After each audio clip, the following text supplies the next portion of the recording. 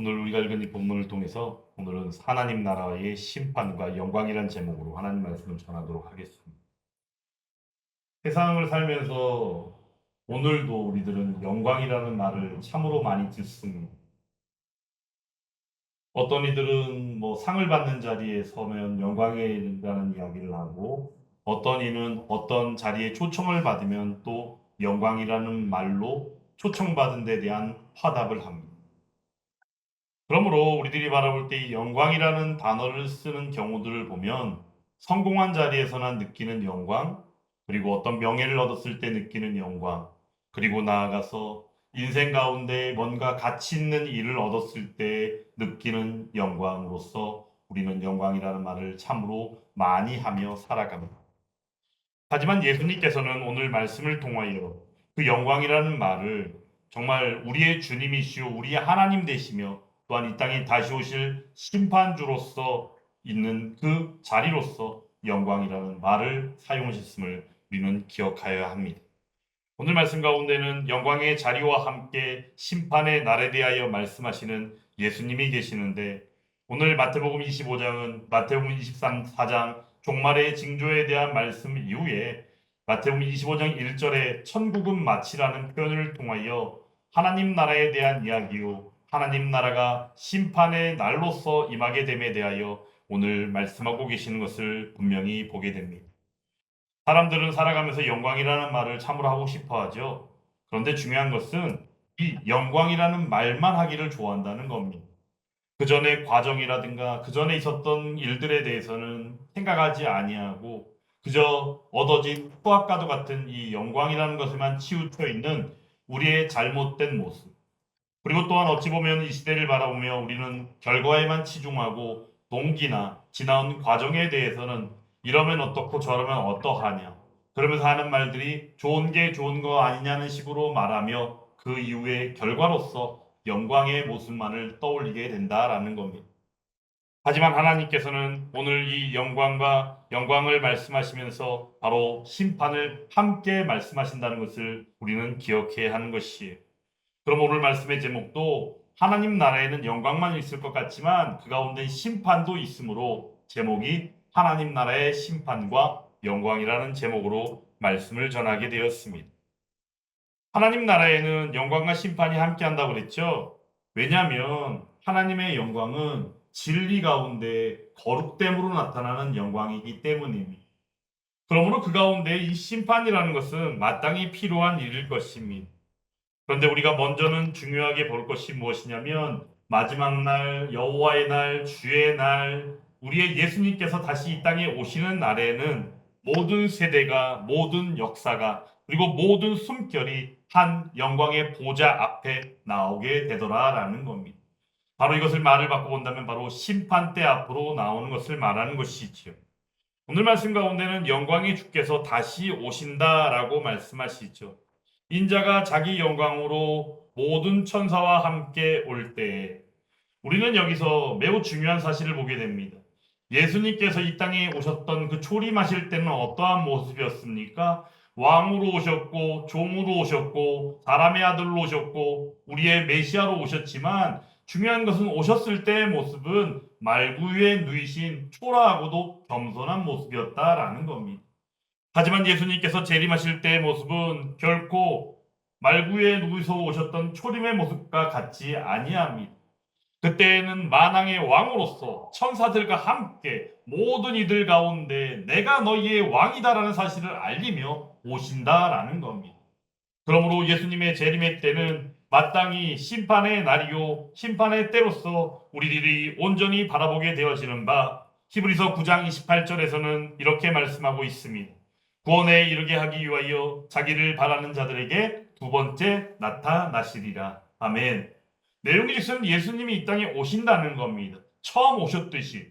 그러므로 예수님이 승천하시면서 말씀하신 것처럼 내가 너희에게 보인 대로 그대로 오신다라고 말씀하심을 그대로 이루시는 우리의 하나님이십니다. 그러므로 우리의 예수님, 우리의 주님은 돌아오십니다. 승천하시며 약속하신 대로, 아니 어찌 보면 그 전에 십자가 대속의 길을 가시는 길 가운데 제자들에게 말씀하신 대로 또한 오신다라는 겁니다. 교회는 그러므로 이 약속을 붙잡고 살아가는 것입니다. 교회는 오직 이 약속만을 붙잡고 나아가는 것입니다. 그러므로 교회 가운데 함께하는 이들은 두려움이 종말이 두려움으로 다가오는 것이 아니라 오히려 종말의 심판이 우리에게는 소망이 된다라는 겁니다. 저는 늘 때마다 여러분에게 말씀드리지 않았습니까? 죽음도 심판도 우리들이 생각할 때는 나랑은 상관없는 일 같고 나랑은 상관없는 일 같이 돼야만 한다라고 여기는 게 우리의 마음이지만 우리 믿는 자들 예수의 이름으로 거룩하여진 우리들은 어떠합니까? 죽음도 두렵지 아니하고 심판도 두렵지 아니하며 오히려 그것을 우리는 무엇이라 말할 수 있습니까? 하나님의 은혜입니다라고 말할 수 있다는 겁니다. 바로 이것이 우리의 믿음의 고백이며 우리의 마땅한 모습이겠죠. 오늘 우리들이 이러한 모습 가운데 바라보는 바 우리의 신앙은 바로 이처럼 두려움도 없고 죽음과 심판을 바라보고 두려움이 아니라 소망이라고 말하는 것으로서 우리는 이를 두고 영광의 재림 신앙이다라고 말씀합니다. 영광의 재림 신앙을 가지고 나아가는 것. 데살로니가 교회 가운데 있었던 부활신앙, 재림신앙이 얼마나 큰 그들의 위대한 신앙이었습니까? 그럼에도 불구하고 그 신앙이 온전치 못하여 대중에는 그 일이 진짜 올까 있을까 이야기하며 초조해야 하는 이들도 있고 어떤 이들은 그 일이 당장 코앞에 닥칠 것인데 라고 혼자서 생각하며 어떻게 해요? 자신의 인생을 그냥 이렇게 저렇게 살았던 이들도 있었더라라는 거죠. 그러므로 데살로니가서를 통하여 우리에게 주시는 부활 재림 신앙의 핵심은 무엇입니까? 각자의 자리에서 최선을 다하여 주의 기쁨이 되며 살아가라라는 것이었습니다. 오늘 마찬가지로 우리가 기억할 일이 바로 오실 그분이 반드시 오신다는 믿음 안에서 그러므로 우리가 예배하는 이유요 또한 그리스도인으로서 거룩을 추구하는 이유가 단 하나 바로 우리의 예수님이 다시 이 땅에 오신다는 일이다라는 겁니다. 그러므로 사랑하는 여러분, 우리가 이 예수님이 다시 오시는 이 재림이 우리의 신앙 가운데 늘 고백되어질 수 있기를 주님의 이름으로 축원합니다. 그런 가운데 바로 이날은 어떤 날입니까? 인류의 역사 앞에 심판되어지는 날입니다. 오늘 말씀 가운데 보면 32절 말씀이 있죠. 32절 말씀 같이 읽어보겠습니다. 모든 민족을 그 앞에 모으고 각각 구분하기를 목자가 양과 염소를 구분하는 것 같이 하여. 아멘. 모든 민족을 그 앞에 모은다라고 합니다. 내용인즉슨은 전 세계 모든 권력자라 할지라도 모든 세대를 아우르더라도 모든 교회 다니는 믿음의 사람들이라 할지라도 다 어떠하다? 그 앞에 모이게 된다라는 겁니다. 하나님의 심판대 앞에 서는 것이지요. 그런데 그 가운데 우리가 기억할 일은 우리들은 잊어버리는지 모르지만 하나님은 다 기억하고 계신다는 거예요. 그러므로 심판은 어떤 자리입니까? 복음으로 우리를 위협하기 위한 자리가 아니라 복음이 완성되어지는 자리요. 복음의 그 완성 가운데 하나님 나라의 그 궁극적인 목적을 이루시는 날이다라는 것을 우리는 기억해야 합니다. 주님께서는 구원하지 않으신 자를 절대로 버리시지 않지만 구원하지 않은 자를 절대로 또한 받아들이는 분이 아니심을 우리는 기억해야 합니다. 오늘 말씀에도 보면 어떠합니까? 목자가 양과 염소를 구분한 것 같이 한다 그랬잖아요. 목자가 양과 염소를 한 군데 모아놓고 목장에서 풀어놓고 있다가도 밤이 되면 어때요? 양은 양대로, 염소는 염소대로 걷어들이는 장면을 이야기하는 것이에요. 근데 그 장면 이후에 나타나는 게 바로 뭡니까? 양은 그 오른편에 두고 염소는 왼편에 둔다라고 말합니다. 요한계시록 20장 11절 12절 말씀을 보면 이런 말씀이 있습니다. 큰 흰 보좌와 그 위에 앉으신 이가 보이고 책들이 펴 있고 각 사람이 자기 행위대로 심판을 받으니라고 말씀합니다. 우리는 은혜로 구원을 받았고 믿음으로 의롭다 하심을 받았지만 사는 삶으로서 심판을 받게 되어집니다. 그러므로 우리가 살아가는 삶의 이 행위는 행위대로 하나님께서 계수하시는 하나님임을 잊어서는 아니 된다라는 겁니다. 그러므로 우리의 삶은 어찌 보면 구원의 증거가 되기도 합니다. 구원받은 사람은 어떠합니까? 그러므로 마땅히 주일 예배 말씀 가운데 전한 것처럼 착함과 의로움과 진실함, 하나님의 성품이죠. 그러면 하나님의 성품을 닮아가는 이가 믿음의 사람이요 그리스도인이다라는 겁니다.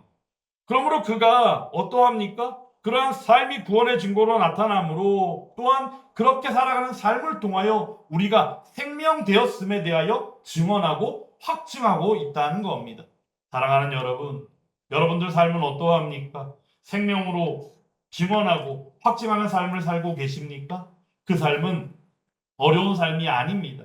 하나님의 말씀을 순종하고 오직 하나님이 주인 되는 삶을 살며 또한 오늘 말씀에 나온 것처럼 마지막 날 우리의 하나님 되시는 예수님이 다시 오시는 날 그날 바로 하나님 나라의 심판이 있음을 오히려 기대하고 소망하는 삶이 우리의 삶이 되어야 될 줄 믿습니다. 근데 오늘 말씀에는 보면 어떠합니까? 양과 염소로 구분을 하고 있지요. 바로 이것은 무엇이냐? 참된 신자의 증거, 참된 믿음의 사람의 증거로서 이것을 지금 현재 이야기하고 있는 것에 내용은 바로 무엇이냐면요. 신앙으로 믿음으로 드러나게 된다는 겁니다. 믿음의 사람이라면 어떠할까요? 반응을 어디다 할까요? 하나님의 말씀에 반응한다는 겁니다. 믿음의 사람은 세상에 반응하는 것이 아니라 세상에 있어서 오히려 분별하며 하나님의 말씀에 반응하는 줄 믿습니다. 그리고는 생명 성령을 통하여 우리의 삶을 이끄시고 살아가게 하실 때에 우리는 그때마다 어떻게 해요? 아멘으로 하다 보면 주의 영광만을 바라보고 나아가게 되더라라는 거죠. 마틴 루터는 그러므로 말했습니다. 믿음은 혼자 있는 것이 아니다. 믿음은 행위와 함께 한다라고 말했습니다. 그러므로 믿음 따로 행위 따로라는 생각은 잘못된 것이죠. 어찌 보면 구원파들이 말하는 잘못된 이단 교설들이 어떠한 것입니까? 나는 한번 구원받았기에 이후의 삶은 이래도 좋다 저래도 좋다 말하는 것. 그러므로 그들의 극단은 어떤 겁니까? 심지어는 사람을 죽여도 괜찮다라고 말한다는 거예요. 완전히 잘못된 것이죠. 그러므로 우리가 믿는 신앙 가운데 구원은 어떤 구원입니까? 과거적 구원이 있고 현재적 구원이 있고 미래적 구원까지. 그러므로 인간의 역사 가운데 시간으로 말하는 삼시제 구원이라는 표현을 쓰기도 하지 않습니까? 그리고 또한 이 삼시제 구원을 구원의 여정이요 구원의 서정이라는 표현을 쓰며 우리가 그 과정을 우리의 인생 가운데 은혜로서 누리며 살고 있다라는 겁니다. 그런데 중요한 것은 여기서 양과 염소의 개념입니다. 이것이 실제적으로는 양과 염소를 어떤 비유하며 천국 비유의 열처녀의 비유처럼 또 달란트의 비유를 든 것처럼 양과 염소를 비유를 들어서 지금 설명했다는 겁니다. 실제적으로 양은 어떠합니까? 순하고 또한 목자가 이끌어주지 않으면 안 되다 보니까 그 음성을 듣고 따라가기 마련인데 염소는 실제 주인도 막 치받을 정도로 성격이 좀 개팍한 그런 모습들이 있다고 알려져 있습니다.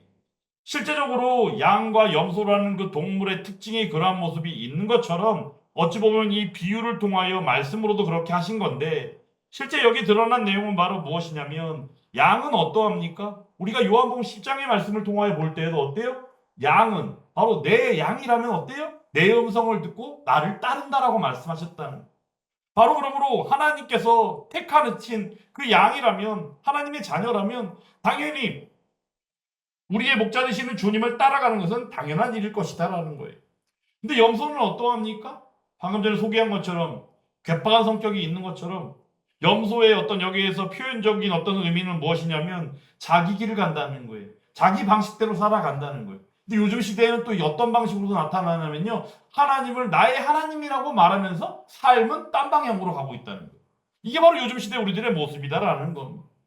그러므로 양은 어떠합니까? 하나님을 하나님이라 말하며 하나님만이 나의 주인이십니다라고 말하지만 염소는 어떠합니까? 염소는 나랑은 상관없는 일 같이 그냥 딴 길을 가다가도 요즘에는 좀 바뀌어가지고 요즘은 어떤지 아세요? 요즘에는 나의 하나님이십니다. 그러면서 손을 흔들면서 반대쪽으로 가고 있다는 거예요.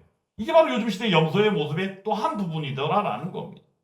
그런데 중요한 것은 하나님께서 우리에게 무엇이라 말씀하여 주십니까? 34절 말씀 한번 같이 읽어보겠습니다. 그때 임금이 그 오른편에 있는 자들에게 이르시되 내 아버지께 복받을 자들이여 나와 창세로부터 너희를 위하여 예비된 나라를 상속받으라. 아멘. 여기서 우리가 볼 때 중요한 게 바로 무엇입니까? 여기서 양이 오른편에 모이게 되는데 그 양들을 향하여 무엇이라 말씀합니까? 복받을 자들이여라고 말씀했다는 거예요. 우리가 믿는 믿음 가운데 우리는 하나님이 친히 우리에게 복이 되셨기 때문에 우리는 이미 복을 받은 자인 줄 믿습니다.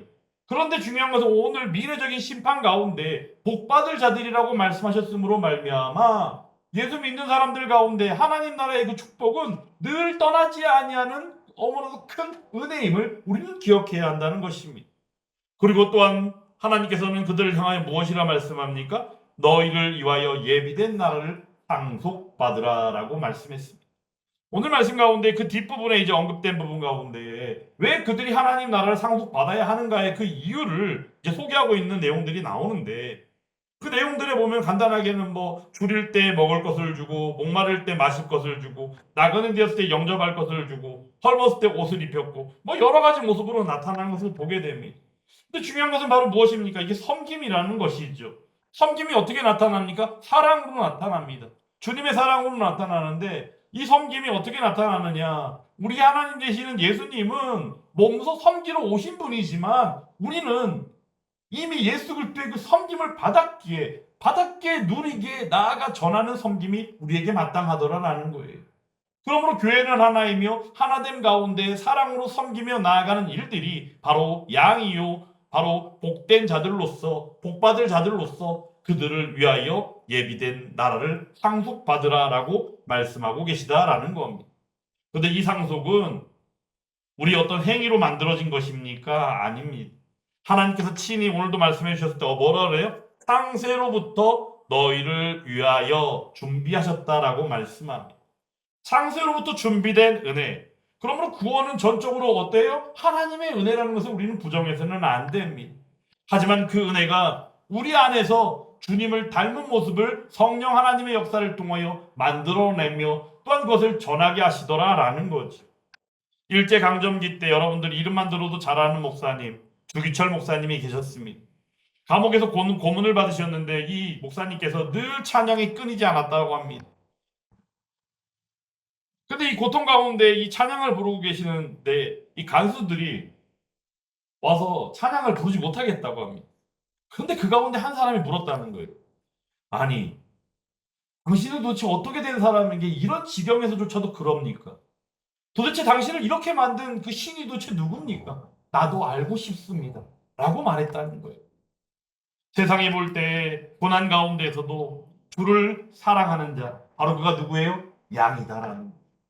바로 그러므로 우리 주기철 목사님께서도 감옥에 갇혀서 자신의 죽음이 임박해 있음에도 불구하고 그것을 믿음으로 고백으로 신앙으로 고백하며 찬양이 끊이지 않는 모습으로 나아갈 때 그것을 오히려 의심하고 어떻게 저것이 가능할까라고 여기는 단수의 질문이 있었고, 그 질문 가운데 그 대답은 영락없이 오직 주님 때문이었다는 것이. 사랑하는 여러분, 세상이 볼 때에는 이러한 것들이 말도 안 되는 헛맹랑하고 무지한 모습으로 비춰질 수 있겠죠. 얼마나 어리석으면 자기 목숨까지도 내어버릴까. 말 한마디면 자기 목숨은 부지할 수 있을 것인데, 나는 예수가 싫어요, 나는 예수가 정말로 싫습니다, 나는 예수를 부정합니다, 이 말 한마디면 살 수 있을 것을. 그런데 그것을 부정하지 아니하는 그런 사람들의 모습, 세상은 전혀 이해하지 못하죠. 왜냐하면 우리의 예수님이 세상 가운데 비난받고 조롱받은 것처럼, 또한 그 제자들이 세상 가운데 비난받고 조롱받고 공격받은 것처럼, 이 시대 가운데 복음을 전하는 또한 교회들이 온전히 진리 가운데 서야 함에도 불구하고 세상의 눈치를 보고 여러 가지 일들 가운데 나아가는 모습들이 있고, 그런 가운데서도 말씀을 지키고 진리를 지키고 오직 복음만을 전하는 교회는 늘 약자의 모습 가운데 있는 현실의 모습을 볼 때 얼마나 속상하고 안타까운 일일 수 있겠습니까? 하지만 중요한 것은 그 믿음의 그 길이 바로 하나님의 영광을 맞이하는 양의 오른편의 자리인 줄 믿습니다. 그러므로 우리들은 늘 힘을 내어 나아가야 됩니다. 주님은 오늘 우리에게 말씀해 주셨습니다. 내 아버지께 복받을 자들이여 예비된 나라를 상속받으라 라고 말입니다. 그러므로 사랑하는 여러분, 오늘 우리는 세 가지를 점검할 수 있어야 합니다. 나는 과연 예수 그리스도의 다시 오심에 대하여 믿으며 진정으로 그날을 기다리고 있는가에 대하여 말입니다. 그리고 또한 두 번째로는 내 믿음이 바로 삶의 증거로서 마땅히 드러나고 있는가에 대하여 우리는 점검할 수 있어야 합니다. 그리고는 그 삶이 결국에는 하나님의 영광을 향하여 가고 있는가에 대하여 온전히 분별할 수 있어야 하더라라는 겁니다. 세상의 영광을 따르지 아니하며 주의 영광과 심판대 앞에 설 수 있는 믿음, 그 믿음이 전혀 우리들이 말로만 하는 믿음이 아니라 삶으로 증명되어야 한다는 것입니다. 그날 양의 자리에서 온전히 하나님의 심판 앞에서 그 영광을 누리게 될 줄 믿습니다. 오늘도 하나님께서는 우리들을 바라보시고 하나님 나라를 이루어 가십니다. 그러므로 어느 날인지 언제인지는 알지 못하나 도적같이 임하는 주 예수 그리스도의 재림의 날, 바로 그 마지막 날이 우리에게는 심판의 날로 다가올진데, 그날이 우리에게는 두려움이 아니요 오히려 소망함이요, 그 소망함 가운데 온전히 바라볼 때 이 땅에 속상하고 안타깝고 어떤 때는 분노하고 화가 날 정도의 세상의 모든 죄악들이 도말되어지는 날이기 때문입니다. 그러므로 그날을 기대하고 나아갈 때 또한 우리는 오른편의 그 양의 자리에 있어 바로 창세로부터 준비하고 예비된 하나님의 약속으로서의 그 은혜인 상속받을 그 나라 가운데 함께하는 우리들이 다 될 수 있기를 간절히 주님의 이름으로 축원합니다. 비록 교회가 힘들고 어려운 시대입니다. 하지만 교회가 힘들고 어려운 것은 시대적인 한 흐름으로 보여질 뿐 우리의 믿음은 담대해야 합니다. 그 이유는 바로 무엇입니까? 하나님의 말씀 때문입니다. 하나님은 우리에게 분명히 말씀하셨습니다. 교회는 반드시 승리케 하리라. 할렐루야. 그 가운데 또한 함께하는 저와 여러분들이 다 되기를 주님의 이름으로 축원합니다.